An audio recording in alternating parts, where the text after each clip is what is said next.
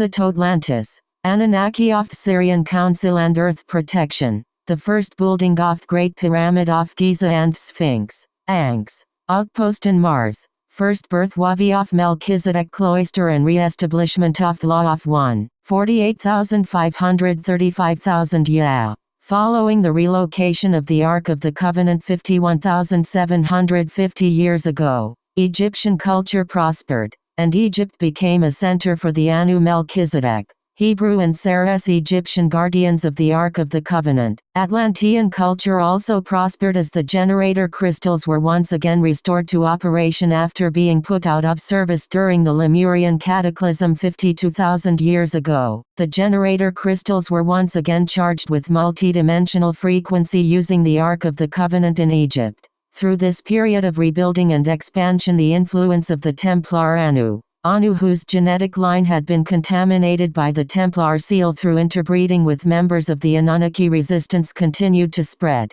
creating a growing chasm between races serving the Law of One and those falling under the influence of the Anunnaki resistance. Templar Solar Initiates Creed. In Egypt, the Templar Anu were at first met with resistance to this influence, and many of them relocated to Atlantis, where the Templar Anu had a stronger hold over the cultural environment. The Templar Anu of Atlantis began using their influence to corrupt the Atlantean priest caste, and eventually the social and moral climate in Atlantis declined under their influence. Motivated by the Anunnaki resistance, the Templar Anu began to dominate the races of Atlantean culture, and made plans to conquer the lands of the inner earth. They planned to use the generator crystals to break through the electromagnetic barrier which protected the portals of the inner earth. Concerned for the welfare of the inner earth civilizations, and the high concentration of Anu Melchizedeks residing there, the Anunnaki of the Syrian Council petitioned the Interdimensional Association of Free Worlds for permission to make a show of strength on Earth,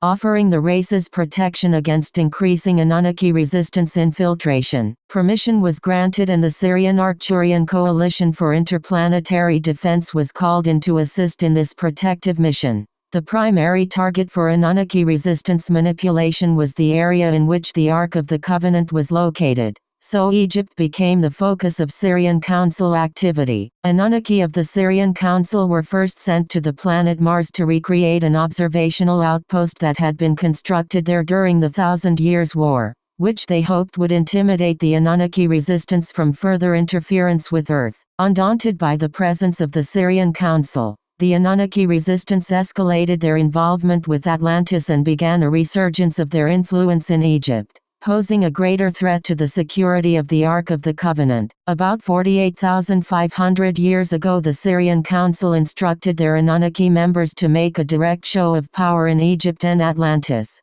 Anunnaki of the Syrian Council visited these civilizations en masse, reasserting the influence of the Law of One and driving many Templar Anu out of Egypt and back to Atlantis, where they would pose less threat to the Ark of the Covenant. In Egypt, and in several other locations on the globe, the portals of the inner earth were fortified as the Syrian Council Anunnaki built bases of operation on the Earth's surface, directly over the portal regions. The pyramid structure was a trademark of Anunnaki architecture and scientific achievement, and several small pyramid structures were constructed above portal passage areas throughout Egypt. The greatest of these operations bases was constructed over the main Egyptian portal opening to the inner earth, through which the Ark of the Covenant portal could be accessed. At the same time, another massive structure was constructed over the nearby portal of the Ark of the Covenant.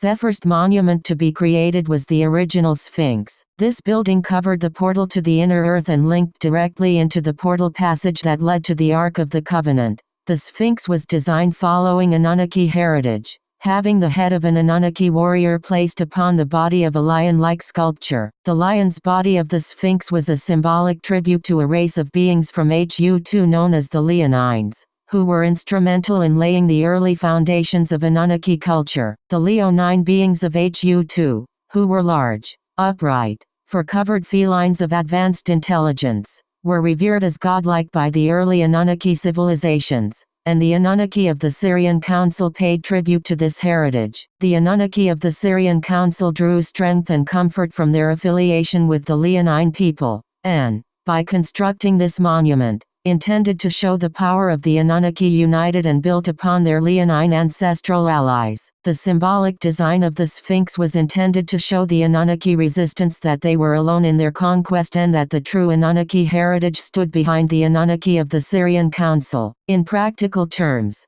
the Sphinx was constructed to serve as a fortification for the inner earth portal and also as a safe house and library for the storage of sacred records and texts. It also served the purpose of housing the great energy-transmitting machines that were charged with UHF fifth-dimensional energy from the Ark of the Covenant, and the smaller ankhs which were infused with energy in a similar fashion. Historically, the larger machines became known as Arks of the Covenant, and the true identity of the Ark of the Covenant as being a portal bridge was lost. But during the time of the original building of the Sphinx, the truth of the Ark of the Covenant was well known, and the objects were understood as tools which could draw, hold and transmit energy that was drawn through the Ark of the Covenant from the blue flame of Amenti that was stored in the Andromeda Galaxy. Both the large and small tools were designed in the shape of the ankh, which allowed high-frequency energy to be synthesized in specific ways following the natural laws of interdimensional energy mechanics. The ankhs were used to create the Sphinx,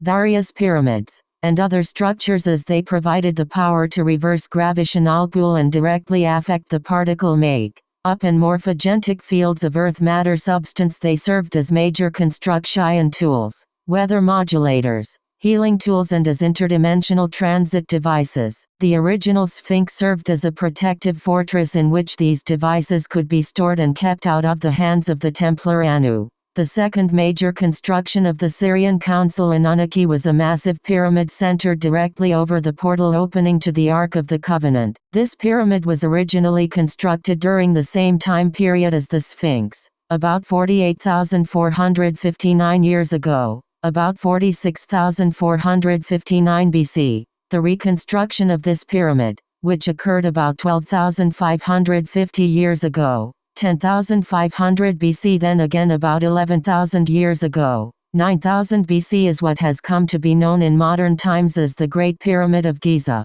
the Cheops Pyramid. This structure was reconstructed and repaired on numerous occasions. It was designed and directed by the Anunnaki of the Syrian Council, the Anu Melchizedeks, Hebrew, and Saras Egyptian peoples from that time period. The pyramid was not constructed to serve as a burial tomb, though much later it was used as such. The primary purpose of the Great Pyramid of Giza was to fortify the portal of the Ark of the Covenant and to serve as an interdimensional teleportation center. The original pyramid was designed as a harmonic resonance chamber, through which multidimensional frequency bands could be pulled in from deep space and from the planetary core of Sirius B, using a great ankh positioned directly below a crystalline capstone. Through the power of the ankh, a tremendous amount of UHF energy was pulled into focus within the capstone of the pyramid, then projected downward through the structure into the second-dimensional frequency bands. The pyramid and Ark of the Covenant were situated upon Earth's geographical center point,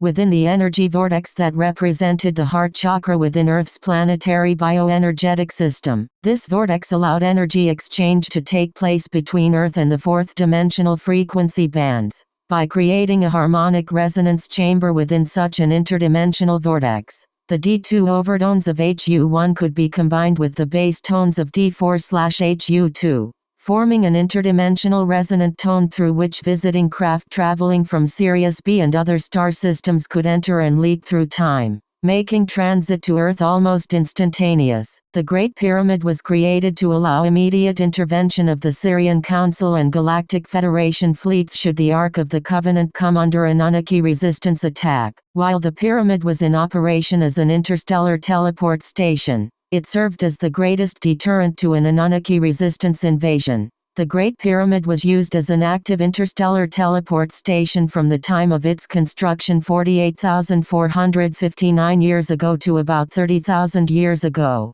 about 28,000 BC, when an explosion in Atlantis caused Earth to tilt slightly on its axis, knocking the pyramid's D4 vortex, Earth's heart chakra, out of its previous alignment with the vortex systems of Sirius B and several other planetary systems to which it had been originally aligned. ET visitation was commonplace in Egypt prior to this misalignment of the Earth's grid, but following this event, Transit from other star systems required more time and resources, so visitation became much less frequent. Throughout the height of its operation, 46,459 BC 28,000 BC, the Great Pyramid of Giza was also used as an ascension chamber for the select few who possessed the required DNA assembly in favor of the Elohim. Such individuals were allowed passage through the Ark of the Covenant if the Elohim approved and opened the passageway, and some were able to ascend to Terra. The pyramid was used as a training school for initiates to the Melchizedek Elohim Ascension program, and also for healing, accelerating genetic assembly, and for passage into the inner earth portals beneath the Sphinx. The pyramid was always kept under tight security by the resident Anunnaki of the Syrian Council, and the Templar Anu were banned from entering the premises. This created much hostility between the Templar Anu and the Egyptian cultures operating under the protection of the Syrian Council Anunnaki. The Anunnaki of the Syrian Council developed a stronghold in Egypt for a time, creating a system of pyramids and other structures that housed a network of power points through which energy was drawn from the great crystals of Atlantis, through the Earth's grid lines and into desired locations. About 35,000 years ago, the pure Melchizedek cloister race began their first full birthing wave into human civilization, reinforcing the teachings of the Law of One and bringing their fifth DNA strand potentials into the human genetic pool. Guardianship of the Ark of the Covenant was slowly turned over from the Syrian Council Anunnaki to the Anu Melchizedeks. Cloister Melchizedeks, Hebrew. Hybrids of 5th race cloister Hibiru and the 6th race cloister Melchizedeks created through the host matrix transplants of the second seeding, and the Saras Egyptians, all of whom became members of the early Egyptian priestcraft. Since the times of their creation, the Sphere of Amenti, 550 million years ago, and the Ark of the Covenant, 840,000 years ago, were the primary foci of human evolution, as the purpose and process of the human evolutionary imprint was held within the secrets of Amenti.